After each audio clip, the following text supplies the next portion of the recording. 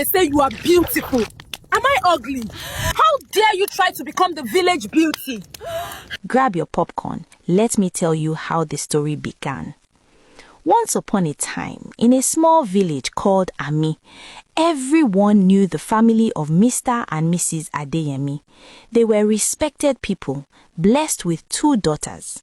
The first daughter was Fola, tall, fair, and very beautiful. Her voice was soft like early morning bird song. Whenever she sang, people stopped to listen. Men admired her, women praised her, and elders always used her as an example of beauty and grace.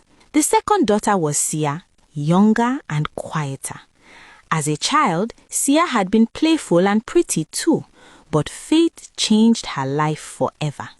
One afternoon, when she was still very small, a terrible accident happened in their kitchen. Hot oil poured on her face, leaving deep scars that never healed properly. From that day, people no longer looked at Sia with admiration.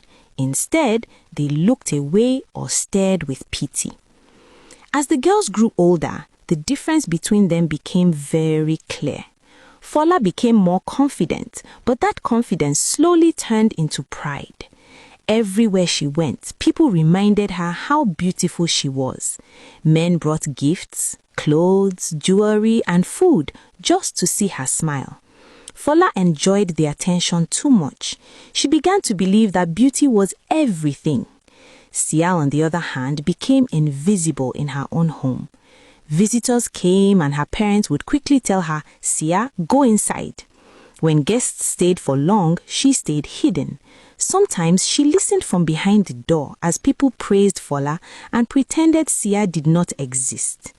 Each time, her heart broke a little more. Even though they were sisters, Fola stopped walking with Sia.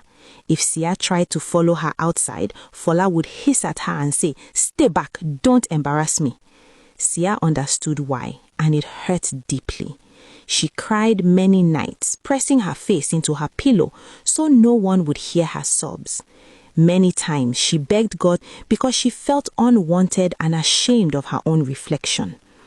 At home, Sia worked like a servant. She fetched water, went to the market, gathered firewood, and ran errands from morning till night. Her parents hardly sent Fola anywhere. "She's too delicate," they would say. Sia accepted her life quietly. With time, she learned how to be alone without complaining. One early morning, Sia was sent to fetch water from the village stream. The sun was just rising and the road was calm. On her way back, she saw an old woman sitting by the roadside. The woman looked weak and tired, with a big pot of water beside her. Sia greeted her politely and walked past. But after a few steps, her heart would not allow her to continue. She turned back. "Mama, let me help you," Sia said gently. The old woman looked at her with surprise and gratitude. Sia hid her own bucket of water behind a tree and lifted the woman's heavy pot onto her head. The woman thanked her again and asked her to follow her home. They walked slowly, deeper into the forest,